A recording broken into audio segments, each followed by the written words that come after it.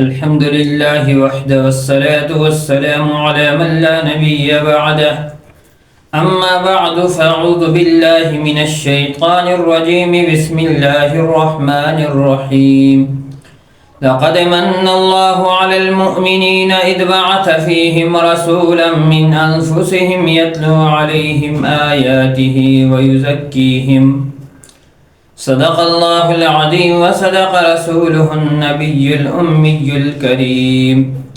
واجب الاحترام دوستوں، بزرگوں اور بھائیوں، آج کی گزارشات کا عنوان اور موضوع ہے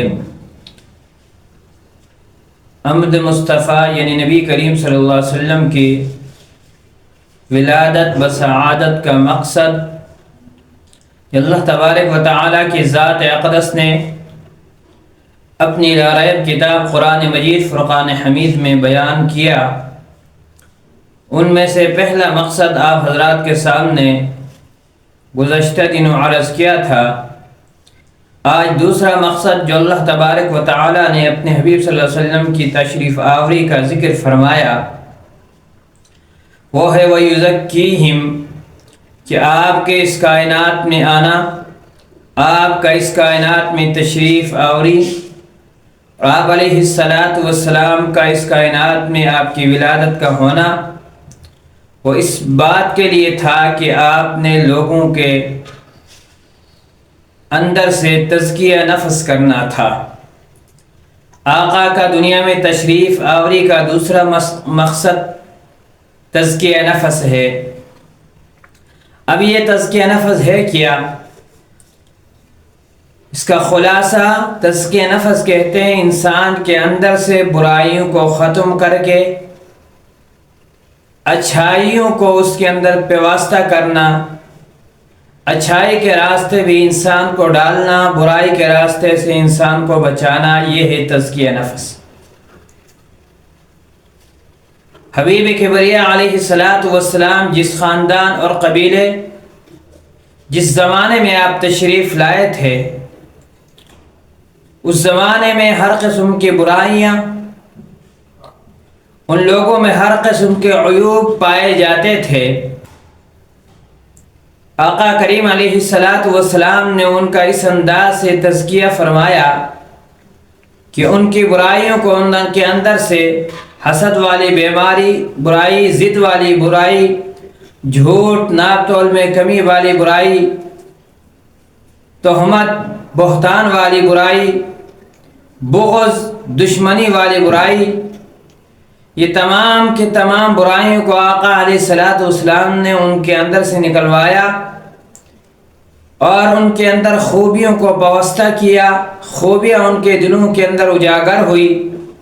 پھر وہی لوگ جو ایک دوسرے کے جان کے دشمن سمجھے جاتے تھے، آقا علیہ السلام کے تزکیہ نفس کے بعد وہ ایک دوسرے کے جان کو، ایک دوسرے کے لیے جان دینے والے بن گئے۔ آج یہ تزکیہ نفس کی ہر انسان کو ضرورت بھی ہے، اور ہر انسان کے لیے تزکیہ نفس انتہائی اہم بھی ہے۔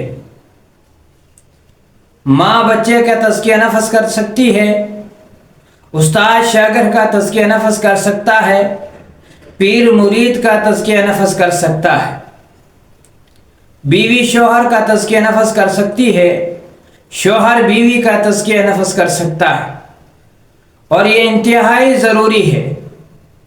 انسان کے لیے تزکیہ نفس جب ہوگا، اندر سے برائیاں ختم ہوگی، اچھائیاں اس کے اندر داخل ہوں گی۔ ایک مثال عرض کر دیتا ہوں۔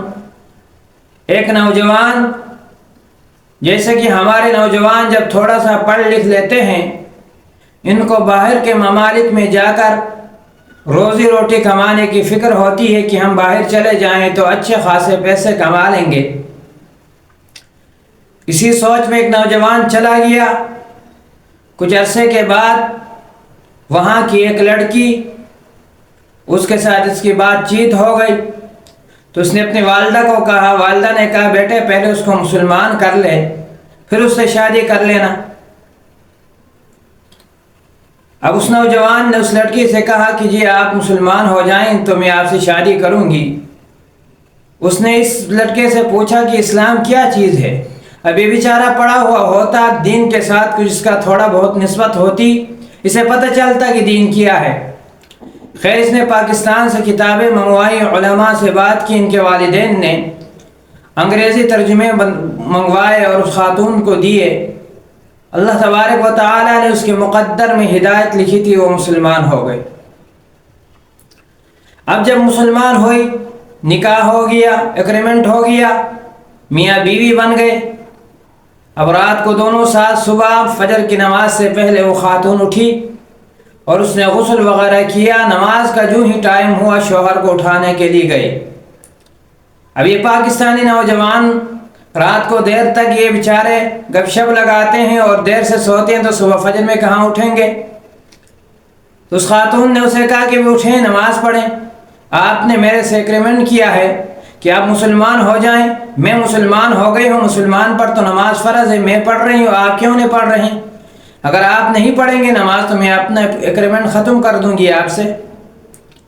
اب یہ بیچارہ جی تو نہیں چاہ رہا تھا بستر چھوڑ دیں، لیکن خاتون نے اس کا تزکیہ نفس شروع کر دیا، اس کو فجر کی نماز کے لیے اٹھایا۔ یوں کرتے کرتے اس خاتون نے جو نو مسلم ہوئی تھی، اسلام کے آغوش میں آئی تھی، اپنے شوہر کا اس طرح تزکیہ کیا کہ اسے 5 وقت کی نماز پہ لگا دیا۔ آج ہر خاتون اگر ہم اپنے شوہر کا تزکیہ کرنا شروع کر دے، اسے نماز پہ بھی لگا سکتی ہے، اچھائی پہ بھی لگا سکتی ہے۔ اور ہر مرد اگر اپنی خاتون، اپنی بیوی کا تزکیہ شروع کر دے تو اسے حسن بصری بنا سکتا ہے۔ تو تزکیہ نفس یہ انسان کے لیے انتہائی ضروری عمل ہے، جو نبی کریم صلی اللہ علیہ وسلم کا دنیا میں آنے کا دوسرا مقصد اللہ تبارک و تعالی نے جو بیان کیا ہے، وہ یزکیہم، وہ ہے تزکیہ نفس۔ اللہ تبارک و تعالی کے ذات ہمیں اپنا تزکیہ نفس کرنے کی توفیق نصیب فرمائے، اور اپنے اولاد کا بھی اور دین کے مطابق زندگی گزارنے کی توفیق نصیب فرمائے۔ وآخر الدعوانا الحمدللہ رب العالمین۔